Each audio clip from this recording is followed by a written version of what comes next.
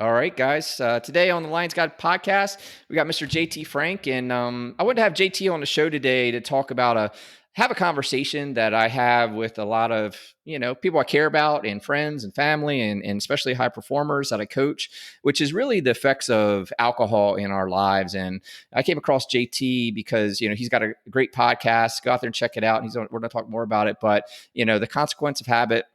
It's real and raw conversations around not only these effects I mentioned, but various things, mental health, drug use, so on. I'll let him tell that story. But JT's another soldier in a good fight out there. And JT, man, welcome to the show. Happy to have you on. Dale, first off, man, I appreciate the invite. I was stoked. We started connecting on LinkedIn. I saw you were starting a podcast, and I already knew from some of the other content you're putting out that it was going to be in your wheelhouse. And so to get an invite, man, I'm stoked to be here. Thanks, man. I appreciate it. So tell us all, who you are, where you came from, the works. Sure. All right. So, well, right now we're not too far from each other, but I'm right up the road from you. But I grew up most of my life in Orange County, New York. So I was about an hour outside New York City, which is anyone who's from New York City, that means I'm upstate. And, it's just a pretty much normal childhood for the most part. Because upstate's pretty rural, right? Like it's not, is it similar to where we are now, or it's not too crazy? It's not even a city. It's, it's a little bit more rural. Is that upstate New York? I would, for where I was, we were pretty on top of each other as far as houses go. We didn't have the high rises or anything like that, but it was a pretty condensed area as far as people go. Right. But yeah, I grew up there. I moved up to, when I was in high school, I moved up to the Poconos, which really wasn't that far. It was only about a 45-minute drive from where I was living. Graduated from there and tried college, and I just struggled. I struggled my entire time through school. I really struggled. Tried college, and that was an experiment that didn't go well. So I found out very quickly that I wasn't there mentally. I hadn't grown up enough yet. So what do you do when you don't know, when you're a young man or woman, and you don't know what to do? So I enlisted in the Air Force. So I spent 5 years in the Air Force, and that for me, that was just a fantastic time in my life. I had structure, which anyone out there, I'm ADHD. So anyone else out there who's ADHD knows that structure is a denominator that you should probably have in your life, because without it, you really need to have your stuff together to figure out how you're going to navigate through that. So I excelled in the military, and I got out in 2000, and I thought I had all my stuff figured out. I thought I was going to be good to go from that point on. And I was very wrong. So I got out in the military in 2000. So my military experience was much different than most people that have been in, post 9/11. And I just struggled. I struggled for, God, I was out in Sacramento. I call it my lost year, where I was just an absolute mess. So we'll get into the alcohol thing, but the alcohol has been a part of my life from a very young age. And I was fortunate enough that I've always come to these crossroads where things could have gone really bad for me. And for whatever reason, they haven't. And I've just made a decision at the last second, and it's kind of brought me on the right path. And I met my wife, who was a perfect fit for somebody, for me in a lot of ways. And, it still took a long time to change, and we'll get into that as well. But that's had me moving around, working as a first responder. And I'm now up the road from you, just kind of doing my thing, married with 3 kids. And when you were talking about the crossroads, these decision points, what do you mean? Are you saying like you're lucky, way I put it, and I think this is what you're trying to say. Are you saying that you're lucky life didn't punish you harder for some of the things you were doing? Yeah. You become what you surround yourself with. And I was surrounded by the wrong types of people. And it's one of those things where if I'd stuck around much longer, my life would look very, very different right now. So yes, I would say I escaped some things in my life that I'm very, very fortunate to have gotten through. And I always said I had arrested development. It just took me a really long time to grow up. I mean, I'm 45, but I think I'm probably on the more of like a 25-year-old of figuring all this stuff out, man. I, yeah. Yeah, I think you're right. I mean, and look, I mean, I think like, I see this too, even in myself, right? Because it's like when we hit this 40 time frame, you're kind of going, wow, there went 40 years and look where I'm at. Am I really where I want to be? And I don't know, I feel like time starts to, the weighted value of time and it as a commodity, like starts to sink in. And I don't know, I see it, I know, again, because I see people hitting that tipping point, and maybe it's 40, whatever, where you go, all right, it's time to buckle down. I mean, geez, 40, can we do what we're supposed to be doing now or what? I mean, Yeah. Yeah. It was, I always said when I was in my 20s, hey, well, I won't live the way I'm living when I'm in my 30s. And then I hit my 30s and I said, well, man, I still feel like I'm in my 20s. So when I hit 40, I'm not going to live the way I'm living now. And a lot of that goes into the alcohol thing. And then I hit 40s and nothing was changing, right? Nothing. So I finally got to a point in my life where it's almost like being in the military and you've been in for, say, 12 years and you either can get out or you're a lifer. And it was like, I either make a change or this is me and this is what I'm going to be for a long period of time. So that started a journey, which for me has been, we're coming up on 2.5 years of just starting to make these, some small changes, some large changes. And that's not to say that I'm always making progress, but I'm at least trying to make progress on a regular basis. So right, yeah. And so what brought you to the podcast? Like what was the tipping point for you? What turned you? What happened 2.5 years ago that turned a new leaf? Kind of started on a new chapter.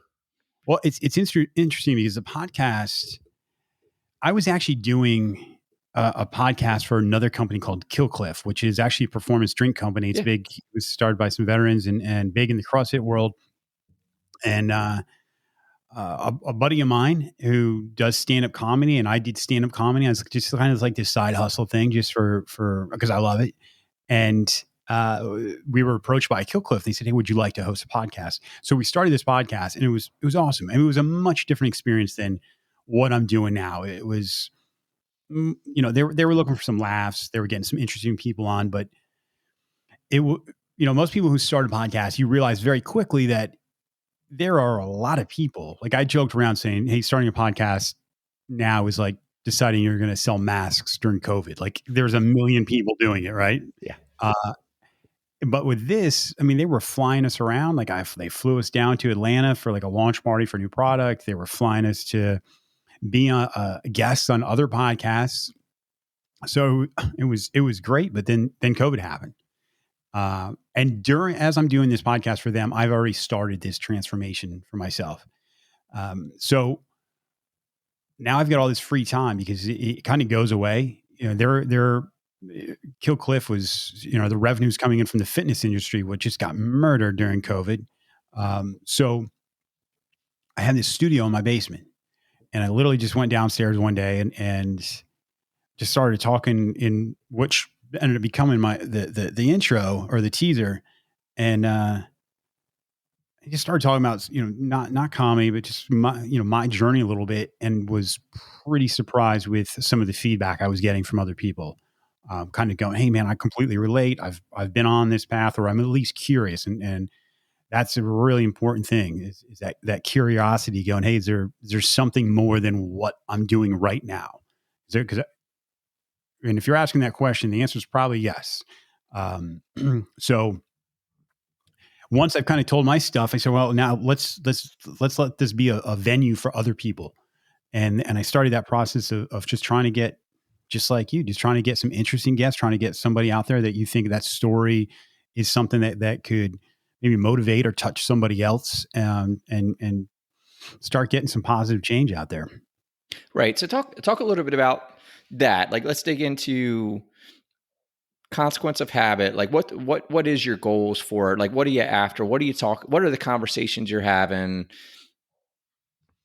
Well, for me, it was the title just came from a self examination of going, well, what are the consequences to my habits? And I said that some of my consequences almost cost me some of the most important things in my life. So everyone thinks of themselves in a certain way, right? So I think of myself as a father, as a husband, as a provider for my family.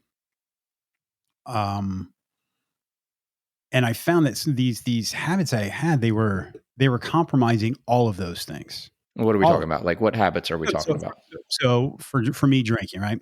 I grew up in a family of drinkers. So I looked at my parents and I said, "This is how you adult. This is how they adult." Um, I looked at myself as a provider for my family. Well, if I'm a provider for my family, and God forbid something happens after I've stopped with the boys for a couple beers, it couldn't even be it doesn't even have to be my fault. I could just be sitting there in traffic and get rear-ended, right? But now I'm in a position or in a job where that stuff doesn't fly. I can't just say, "Hey, I got a DUI last night." I could be out of a job. So now my job as a provider is compromised. Um, when I mention my parents, now my kids look at me and they go, "Well, that's how you adult." And I didn't want that blueprint that I was given to be given to my kids. So that was a huge motivator for me. And then just to be a husband, to be present, to be a lot of things. Alcohol was a huge part of keeping me from being something that at least I thought I was after I had a few beers. And you're feeling good. You're like, yeah, I'm this, I'm this, but at the end of the day, I was a slave to it. And I'm not afraid to say that. Some people will say, "Well, how would you consider yourself an alcoholic?" I said, "Well, I tried stopping, and I wasn't very good at it. So I may not fit that definition for some people, but yeah. So that's what I mean by my habits were compromising a lot of things in my life." Yeah, no, and I think that's awesome. I mean, and look, I'll say for me, and it's probably worth talking about, but for me, I just didn't like myself doing it, Yeah. and likewise, it's I'm surrounded by it. Family, friend. It's just what is done when we're together. And what I would tell people is like, number one, I'll say this up front. So anyone who's made it this far, who's a drinker, and it's like, oh man, this is an anti-drinking. Look, I'm not a drink against anyone else drinking. Like, if you want to drink, I'm not an anti-alcohol guy. I'm not that. I'm a pro me guy, right? And I know what I've got to do, and I can tell you that I hit the realization that I need to be going 120% every day. I got too much going on. And to your point, like, if I want to be my best self to that, like, it's just not serving me. So why am I doing it? And I can't even afford to be 98% tomorrow, which is what I would be if I had two beers, right? And you get that drag. And I don't know the science behind what's happening in me, admittedly, but I know, damn it, I want to get up 4 a.m. tomorrow. I got a morning routine that puts me in a great place for the day. And if I have two beers, it puts that at risk and or puts my performance down, and I'm just not getting enough of the right things as a result. So I'm not anti-drinking. For anybody else, go do it. I got this isn't about you. And so when you get those weird looks, and for anyone who's out there struggling with this, I'll tell you what I do, because you'll get that weird look, right? Maybe this is your experience, but you'll say, "I don't drink," and you get this look like there's something wrong with that, or there's this judgment in. And I quickly learned I would have to go, "Hey, look, hey, actually, sorry, man, I got nothing against you drinking. This isn't about you. This is all about me. Like, don't drink, man. Have fun. Tell me when you want one. I'll go get it for you. Don't take this like I'm judging you, man. Have a good time." And then I would tell them, like I said, I got to get up at 4 o'clock tomorrow. I'm not, I mean, has that been your experience? Is that kind of how you Uh, hear it and see it? it's been interesting in that because I was known as somebody who did drink. So to make that change, like they knew if we were going out, I was going to have some beers.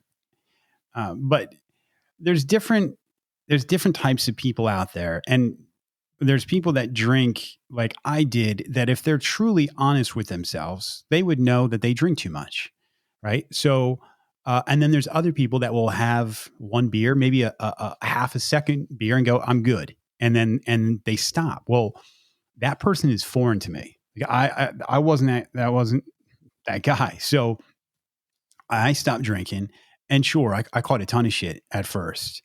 But what was interesting, and I've said this before, where some of the same people that would clown me about it, when they realized this wasn't just a phase, that you'll hear a lot of people say, "Hey, I'm not drinking for the next 2 months, or I'm not drinking for this long," and we went on over a period of time, and they said, they may make fun of you again, and then I'd get a phone call, and they'd go, "Hey, how did you do it? Like, or why did you do it?" And I would go through these list of things of just like I was saying to you, Dale, of like, "Hey, well, compromise me in these most basic, fundamental ways of the person I thought I was." I said, so I made a change. I've asked for help. I went to a 12-step program, and they go, "Jesus, man, it was that bad. It was that bad." And I go, "Did you just hear everything else I just said?" I mean, these are the basic pillars of our lives. These are the things that you can have identity as any of those things I mentioned, as an employee, right? As the provider, as your father, as a father, husband, all these things. I said, and if I said these basic things are at risk, it's not 100% that I'm going to screw it all up, but it's certainly increasing those chances. Then why wouldn't I? And you said something before. You said I didn't like myself.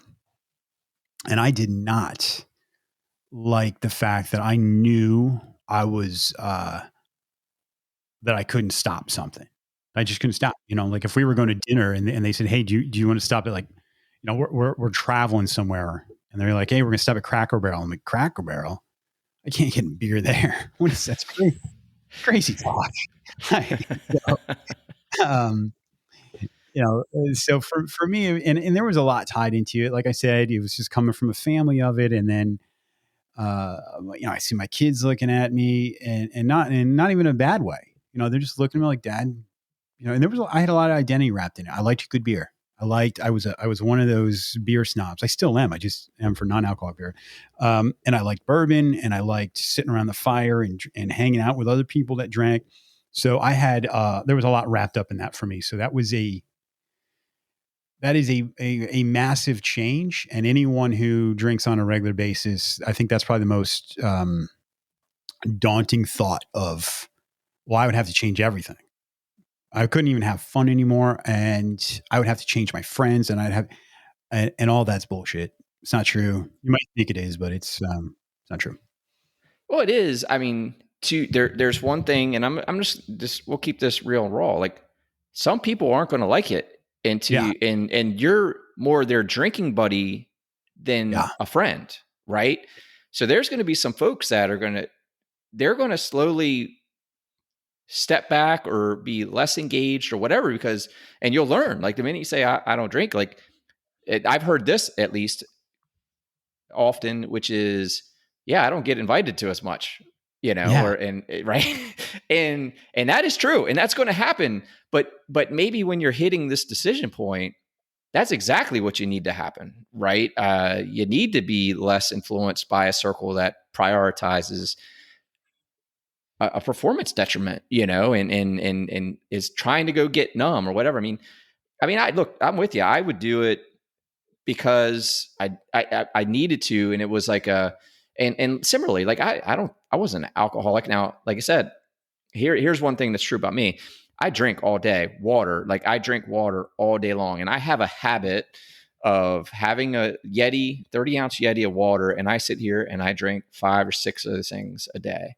Mm-hmm. So you put a beer in my hand at a campfire or hanging out, that habit is right there. So I'm pounding them, and it's not even like I'm trying to get drunk. It's just social anxious a little bit. You're at a bar, it's whatever, and just boom, boom, boom, and all before you know it, you're 4, 5, 6 in or whatever, Sure. and Sure. so it's something that I there's that alcoholism where it's like you're hiding vodka and all. Like I've seen that stuff. Yep. That wasn't me, but I knew it was enough that it wasn't helping me, and in the time, and I had done it before, like take off. And look, I love having a glass of wine with my wife and hanging out and stuff like that. We both do, but thankfully, I'd say she too has hit this point where I also just turned 40 this year, but kind of going, okay, is this the best I can do? And that's a low hanging fruit when you're trying to be better. Like I'll tell you, two things that you can win with: alcohol and sugar. Yeah. You start there. That's low hanging fruit, and you'll see a dramatic difference. So. Yeah. The friends thing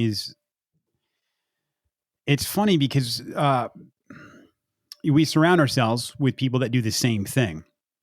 All right. So, and I'm not saying this is for everybody, but one of the reasons you may not get invited to certain things is because it's in their face that there is an alternative to the way we're doing things. It's right there. It's glaring. It's a guy with a Yeti chugging water, um, and then another thing, and any one of my friends that listens to this, I hope I'm not offending anybody, but as you distance yourself from certain things in your life, you'll realize that maybe I was doing the same thing of hanging out with people that did the same thing as me, because it never really made me question too deeply of what if I was of what I'm doing right now. Is this okay, or is this normal? It's normalized when you're throwing down 12 beers at a playing cornhole, and everyone else around you is doing the same thing. And so you might ask yourself, is it really their friendship, or was it I was putting myself in a situation that continued to make me feel comfortable doing things that maybe in another group wouldn't fly. Right. And my wife and I had this conversation the other day, and look, I've been fortunate. I've worked hard. I've had success. I've retired. I'm trying to say that less. Retired. I sold my company, and I do new things now. I coach people now. That's why I'm a coach. I got to stop telling people, and they go, "What are you doing?" I go, "I'm retired." And like, I'm a coach now. I coach people and to reach their next level. But one of the things I talk about all the time is the most powerful leadership trait is setting the example, right? So to your point about this self-reflection and I'm going to use a word here, which is enabling.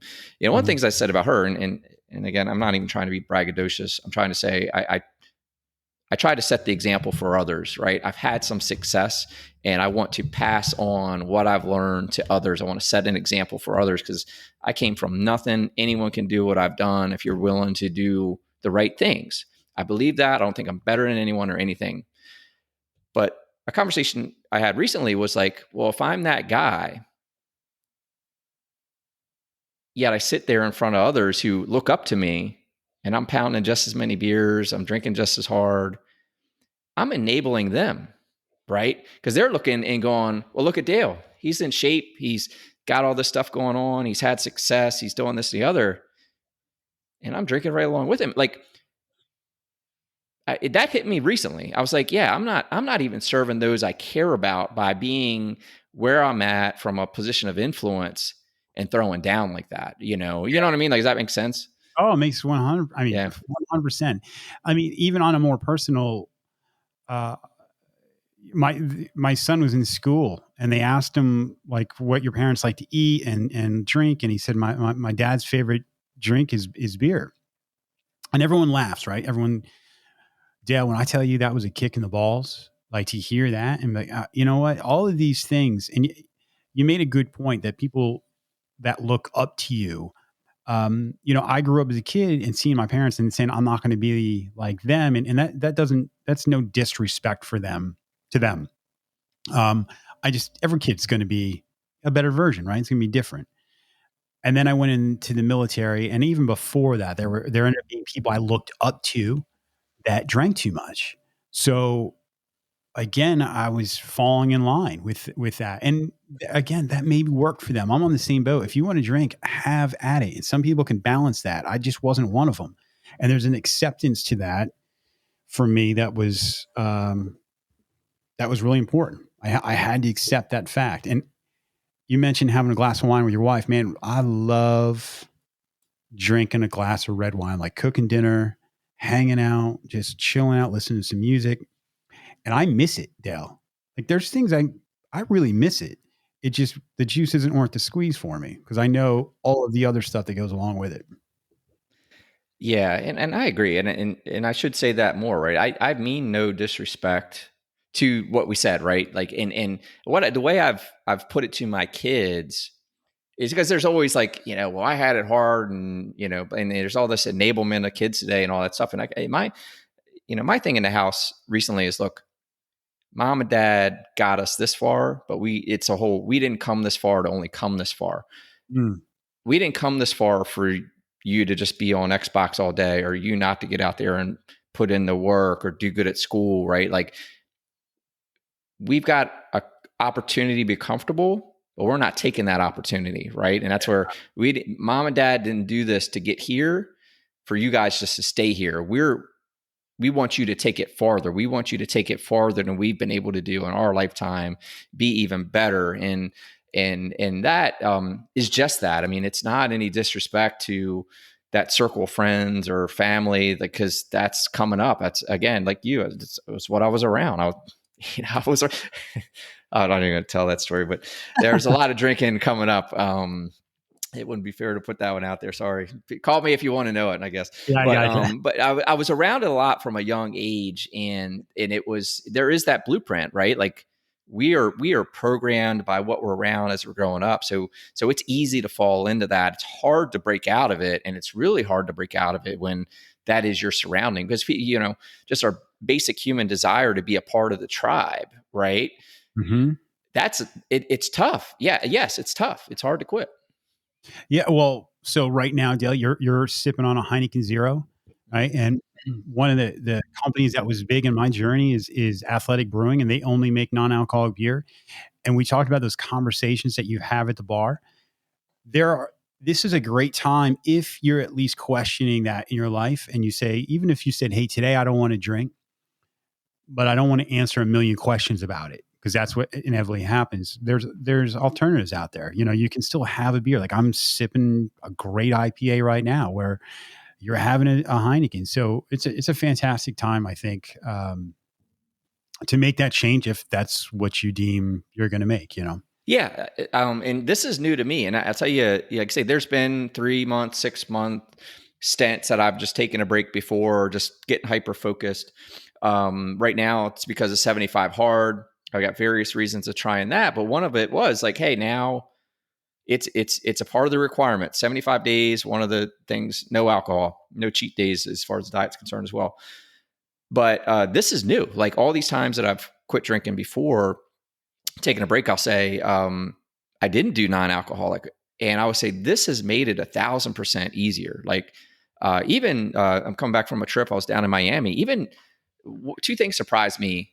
One, to your point, you fit right in, right? And why I like these guys is it's a Heineken bottle, Right. and if I really want to avoid it, I just hold the blue label Sure. in my hand so people can't see. But as far as they're concerned, I'm sitting there drinking a beer just like them. The other thing was that they were accessible everywhere. That's what I was worried about when I went on the trip. I was like, man, I'm going to be stuck there drinking the waters. It's not going to be any non-alcoholic available, whatever.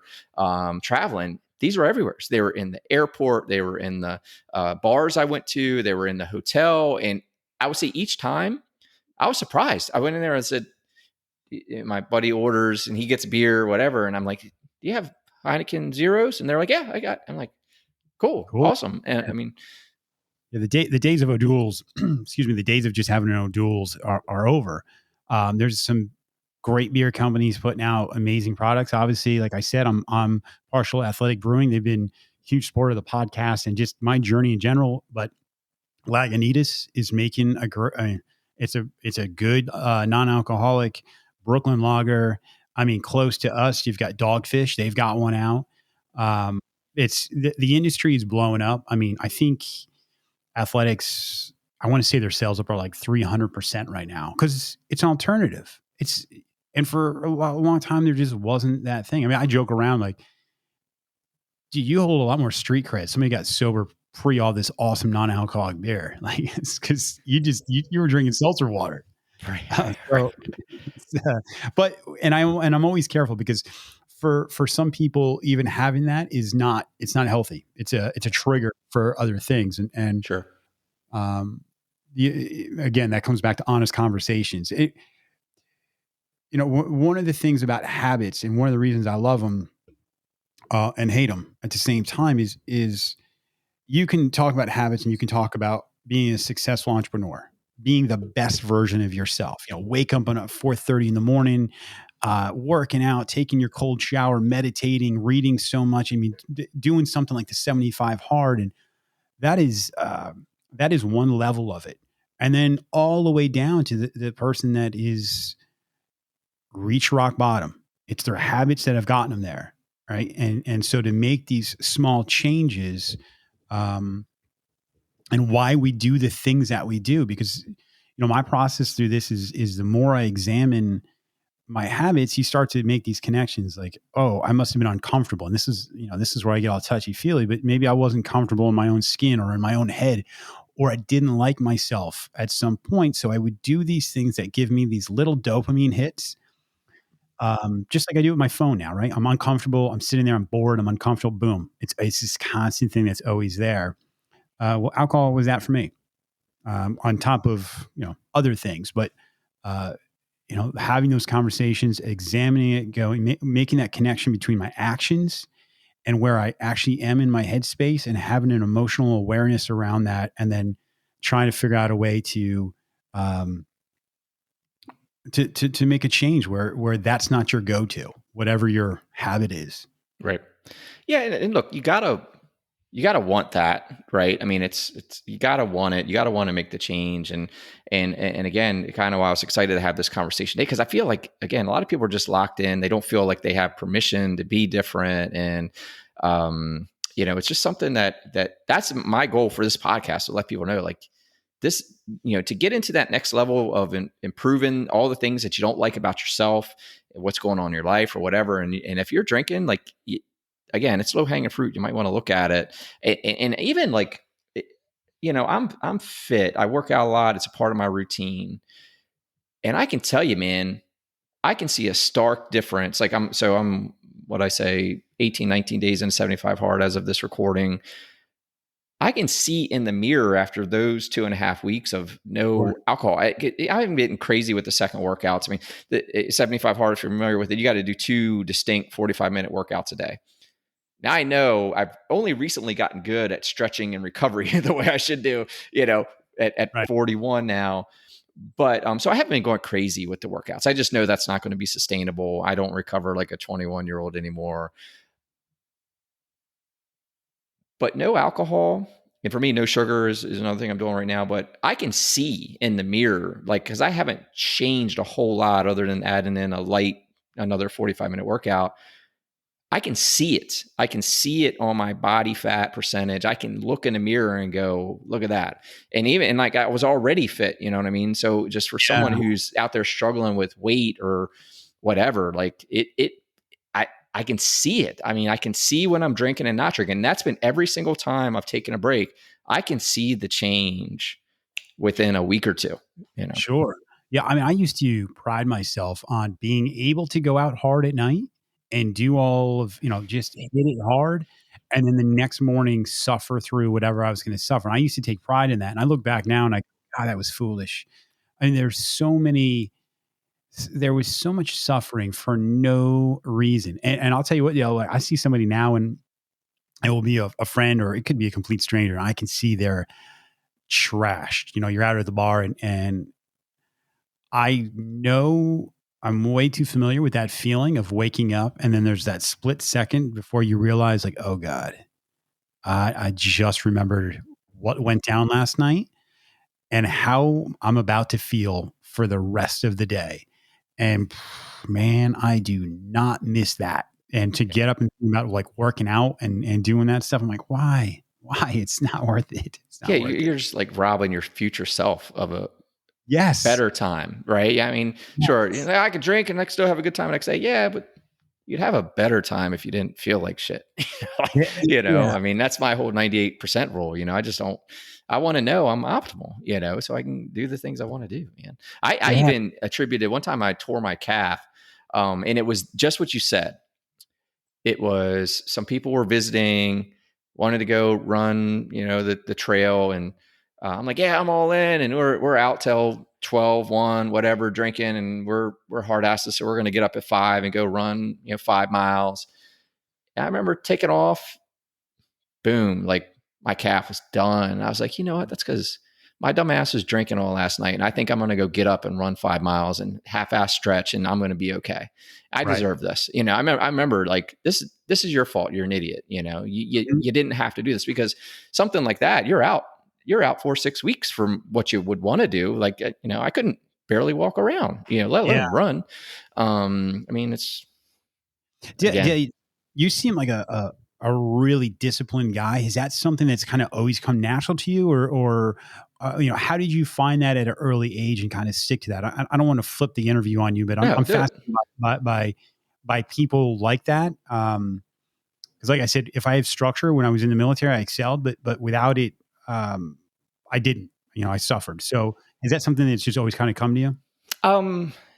I would say one thing about me is I've got, my buddy this weekend, for example, down in Miami, and look, here's what I love, man, and kudos to him, because I appreciate this. Like, when I would say I'm looking for a non-alcoholic, he would go, I wish I had his willpower. Like, he would like compliment me in the group, in front Right. of the group, like, and that's it. Like, I have a willpower from hell, and I roll jujitsu, and I'm not tapping. Like, you're going to freaking earn it. And I think that I've got like this bit of no quit. Now, look, I'll tell you that no quit attitude has been applied when it's like a beer getting put in front of me and another shot, and I bet you won't do this. Like, I've also had the bad version of the no quit.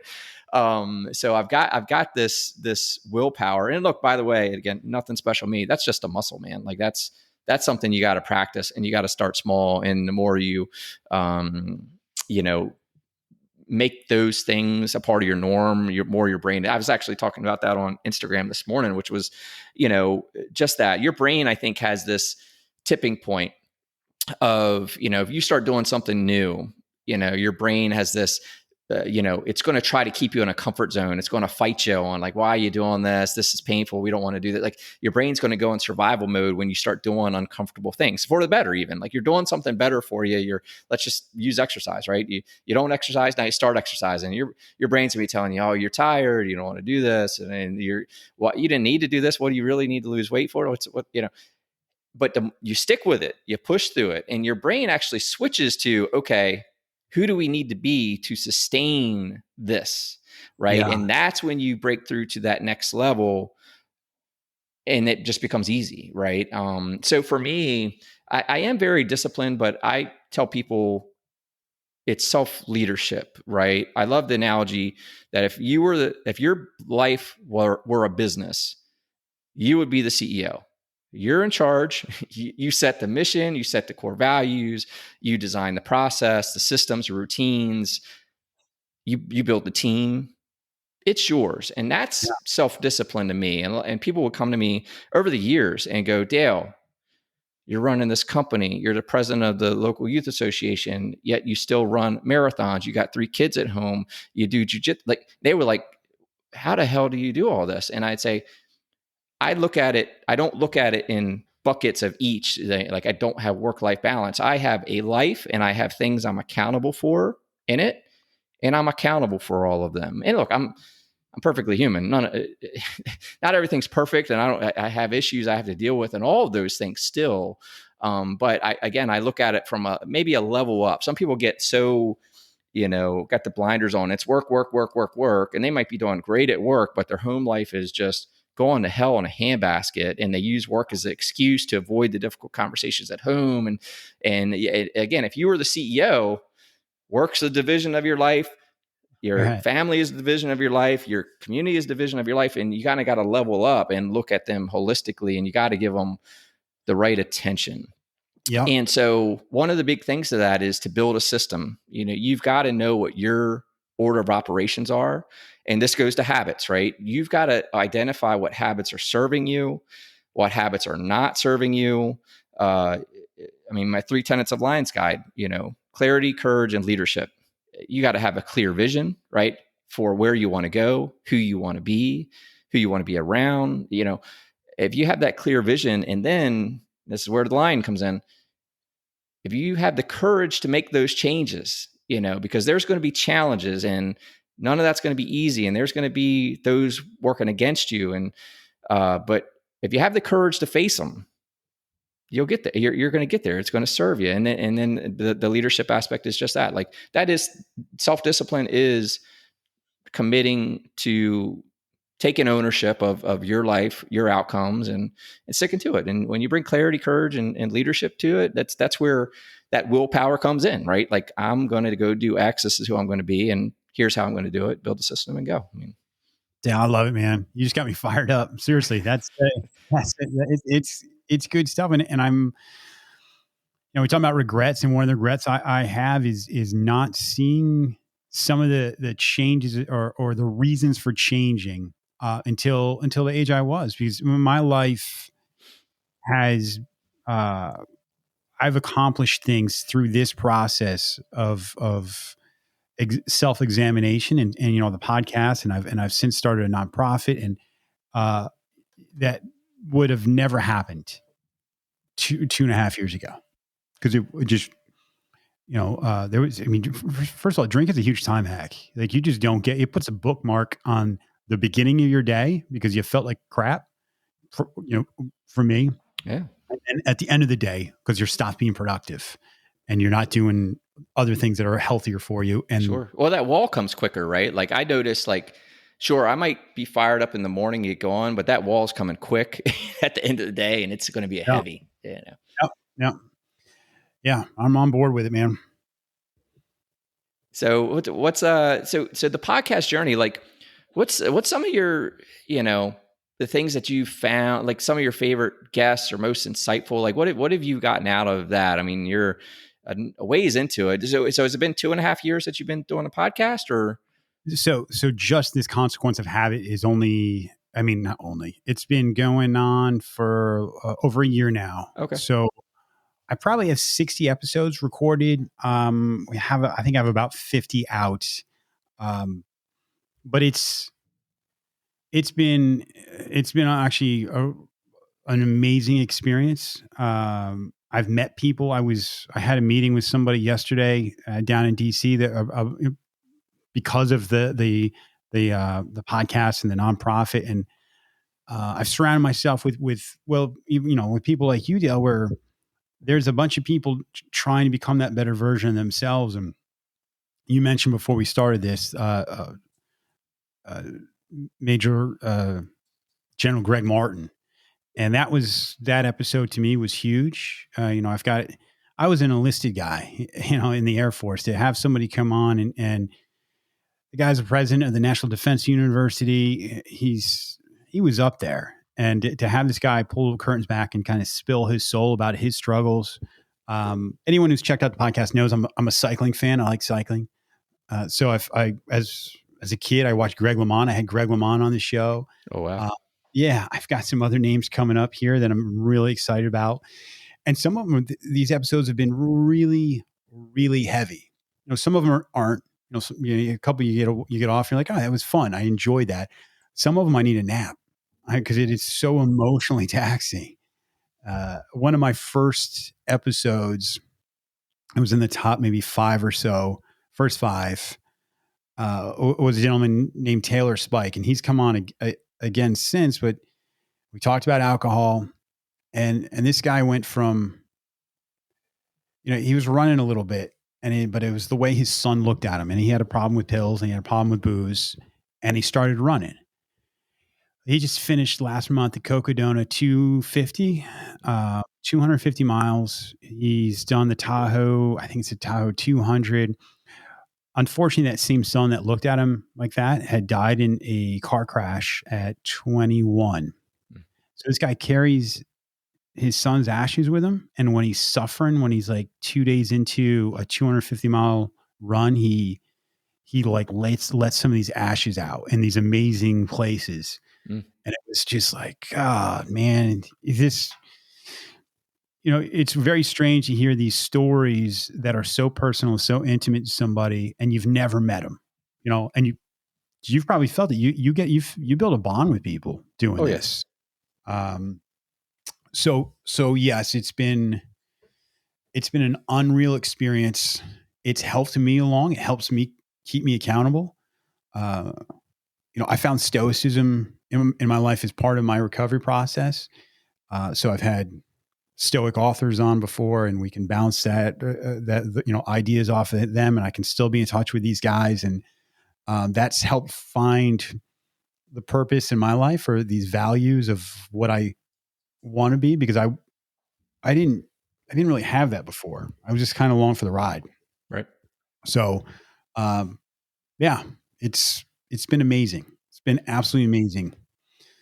Dude, and I didn't know till today that you were podcasting before. So I'm listening to you. I'm like, this dude's awesome. Like you do an awesome job with you. Your voice is like spot on. Like you do a great job. So kudos to you, and kudos to you for, like I say, bringing, like I said earlier, why I wanted to talk to you today was like the real and raw facts. With the 2-star general, like he's talking about his depression and like the ebbs and flows of the bipolar. Like it's deep. And look, man,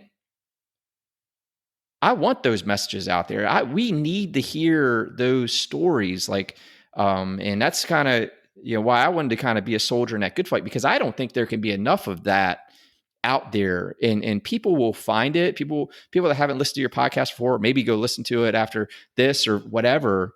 Like those messages find us when we need them most, man, and they hit you. And again, even to that example and the other guests that you've had that talk about what they've come through and how they've come through it and whatever. And it's so, relatable to a sort, or, because, meanwhile, everyone's, comparing themselves to these highlight reels of, Instagram and Facebook, and they're beating themselves up about it. They're like, man, those guys got it great and their family life's great and their marriage is perfect and whatever. And look at his career and then, but everyone's got their truths. Like nothing's perfect, man. Like everyone's got their stuff. So listen to podcasts like that are real and raw stories that people come on and tell that this is how I came through it. Like, I just think they're really powerful. I'm glad they're out there. I don't think there can be enough of them. That ability to be vulnerable, like I said, again, we can go back to 2-star general. These aren't people that are used to being vulnerable. And when you're vulnerable, it takes down a barrier that is usually there. If, like you said, if someone's posting every day that they're doing all of these amazing things and they're killing it in their life, for somebody struggling, that might as well be a different animal altogether. But when you find out these people that are struggling in certain ways, and they're at least open enough to tell you, yes, this is not only am I struggling, but this is how I got through it. And we're seeing that really. My experiences within the veteran, the first responder communities, even some of these frontline healthcare workers, there's a lot of people that they have this title as hero. They've got this title as, I have to be in charge. I have to have my shit together. And some of them don't. I used to package, I'm very good at portraying something. So I would portray that I really had my stuff together. So when I started to have a little bit of a meltdown, that was a huge surprise. When I said, hey, I'm in trouble or I need help, it was a big surprise to some people. But the people that are telling these stories are getting, I'll get text from them. Hey, I look at this interaction I got from somebody that listened to the podcast. I got emails from somebody that heard the General's podcast, and this guy is a lieutenant colonel, and just made me privy to an email that he sent that literally brought tears to my eyes. And solidified exactly why I do this. Somebody asked me yesterday, "Hey, have you cracked the code on making money on this thing?" And I said, no, I haven't. I said, maybe I will, and maybe I won't. It will not change whether I'm doing it or not, because it's, this is probably one of the few things in my life that I've built myself, and it's grown to what it is, and I can step back and go, hey man, I'm proud of it. I'm proud of where this is going. So I Yeah, did I that. mean, it's like, imagine if you found, and I never did, but imagine you found like, I think back sometimes, like my grandfathers on both sides of my family, they died when I was young, didn't really know them that great or have any kind of influence or whatever. But I go like, one ran a farm, the other one, ran some local business and stuff like that. But I go, man, wouldn't it be cool if I found their journal and kind of saw what they were going through and how they thought about things or whatever. And a part of like this for me is like kind of putting that out there. So one day my kids can go, man, that was my dad, and kind of Yes. like, if I get hit tomorrow, they're going to have at least, hopefully the producer can go dig them up, what haven't been released yet, but they'll find 12 episodes of me, kind of what I'm about, and hopefully it'll serve them or whatever. You know what I mean? Like, I think there is a lot of, it is a good feeling to do these things and have these conversations. And like I said, I think, we just need more soldiers in the good fight going through this stuff, man. So, Yeah. Dead on, man. so when you transition to not drinking alcohol, what were some other habits that now, like, they're your habits that you're not compromising on? They're what's contributing to your success. Like, because you often, to get rid of a bad habit, you got to replace it with a good habit, right? What are some things that you have changed to do to kind of replace the bad habits? Well, one of the first one, it goes back to, it's not just a set habit, or maybe it's a thought process of curiosity of why I'm feeling a certain way. I always joke around, say driving is that's the gauge of where I am mentally. How agitated am I? How uncomfortable am I in my own head?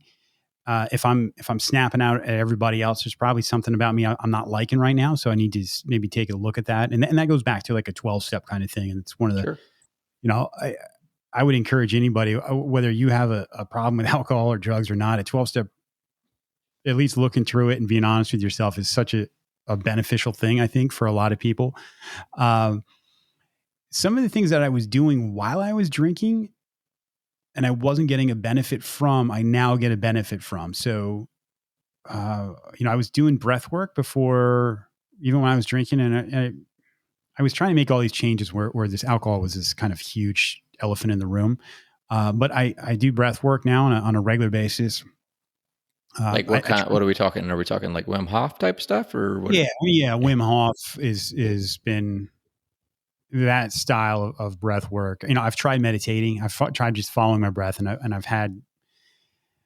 There's a ton of benefit in it, I'm sure. I just, the ADHD thing, and I hadn't put the time into where I was feeling a huge benefit from it. But where the Wim Hof style, it's give me 20 minutes and I'll put myself in a whole other state of mind. So, Oh yeah. Yeah, his stuff trying. is awesome. And I think, like, before we run from that, this is one of these areas, like, even for me, like, taking it to the next level was getting into the breathing stuff, and fell into Wim Hof. And for those of you who haven't checked out the book, What Doesn't Kill Us, that's all about Wim Hof. And it was really written by author Sean. Sorry, guy, I'll butcher your name if I try to say it. But the book is called, What Doesn't Kill Us. And it was written by a journalist that was kind of debunking these like crazy guys, these gurus on these crazy things. And he would go like debunk what they were saying and whatever. Well, he couldn't debunk Wim Hof. And he went through a whole experience with him. Hey, have you read the book or no? I have not. Nope. Yeah. Nope. So he, by the end of the book, he's like, hiking up Kilimanjaro, in his shorts with, like basically, half naked with Wim Hof, and they're doing. I mean, it's awesome. It's an awesome story, but it really opens you up to like our body's so capable of doing everything it needs to do, to function, and we we poison it. Like we don't Sure. breathe, there's another great book out there called Breath. Right. Who is that guy? Sorry, I wasn't prepared to get into this part of the conversation. I think James Nestor is the author on that book, but talks Yeah. about the science of breathing. He was on the Rogan podcast. Yeah. Heard it. And man, that book's awesome. Really opens you up. And I don't know if you remember. Do you remember what he called we like hold our breath like when we're opening emails and stuff? I forget what that was called. You I don't remember? know. But then I learned I was doing that. Like I was holding my breath like all day. Like every time I would double click an email, like hold my breath in anticipation of what it was going to be or whatever. So breath work, yeah, is like the next level, right? You can be working out and all those things, but once you kind of tip into like giving your body the oxygen it needs, and I jokingly tell people, like, if the 20-year-old me like saw the stuff I'm doing today to stay optimal, I would be clowning the shit out of myself. Oh yeah. Oh yeah. Yeah, And that's one of them. That, like, I go down there and do the Wim Hof method, and I'm like, man, if my 20-year-old me saw me doing this shit. But man, it gives me so much energy. I got my buddy doing it, and he took like right away after I do the Wim Hof method before I work out. And I was telling my buddy about it, and he went and turned him on to the videos. He went and did it. He shaved like his next run. He shaved a half a minute off his time. Like, wow. Just by doing it beforehand. It's funny because you'll tell people and I'll say breath work and they're like, oh, well, explain what the hell that means. And then I'm like, well, you're going to breathe like deep breaths for like 25, 30 breaths. And then you're going to hold your breath for as long as you can. And they're like, wait, what? This sounds like, I think rock stars have died from this, doing something like this in some hotel room by them. I'm like, no, it's not. I'm telling you that. And I was late coming onto the cold exposure kind of thing. I've incorporated some of that into it, but it is anyone watching it. A lot of times you need a little privacy with it, just because if anyone's watching you do it, they start getting concerned. The Wim Hof, they get concerned for you or their own safety. You're an insane person. No, look, I tell clients when I tell them about it, I said, look, and I get it. I want to walk them through it or whatever. I say, we're going to talk about this. I want you to go try it, go lock yourself in your car or whatever, give it, you don't sit in the middle of your office or in a all glass conference room and start, hyperventilating. But it's good. Yeah. So you brought in the breathing. So what are you doing for the cold exposure stuff?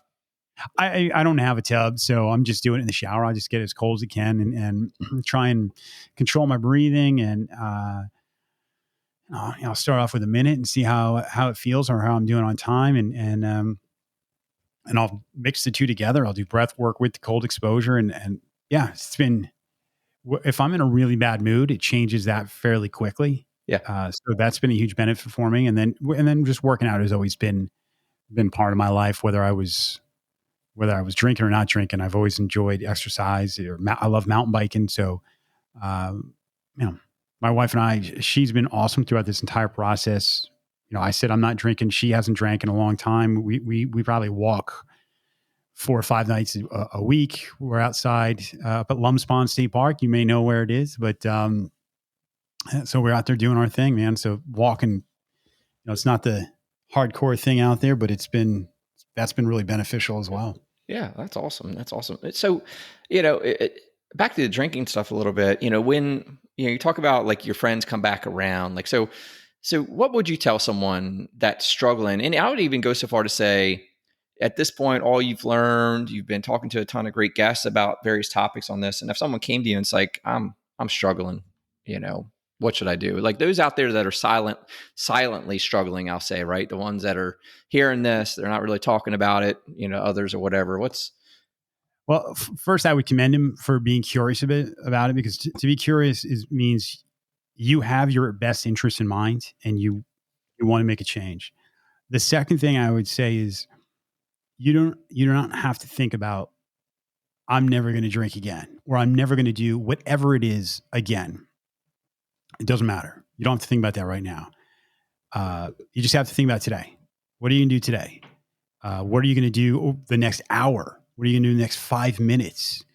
Um, and if you can get through those over time, you find yourself, you'll distance yourself from that thing. And uh, some people question like, hey, I think I might be an alcoholic.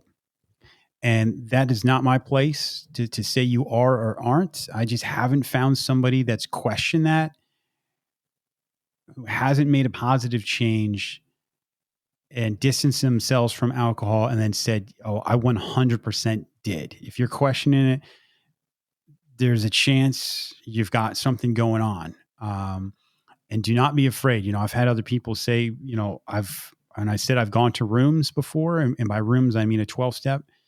And they go, well, what if I run into somebody I know? And, I cannot stress this enough. That is not weakness.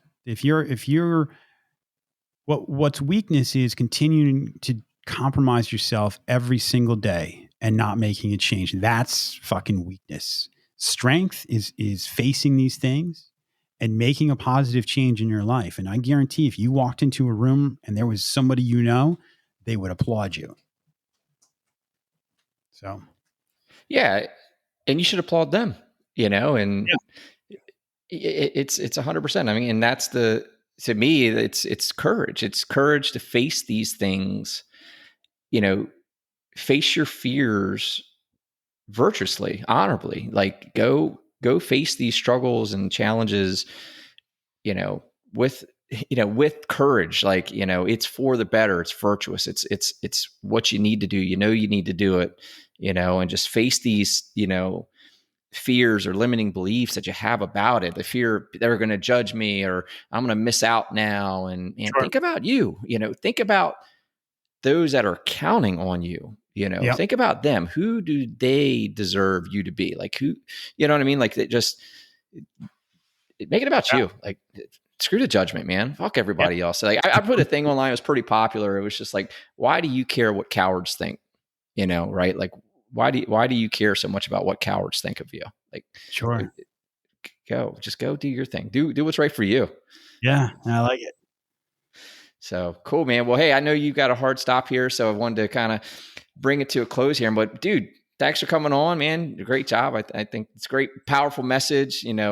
How do we find you? How do we listen to the podcast?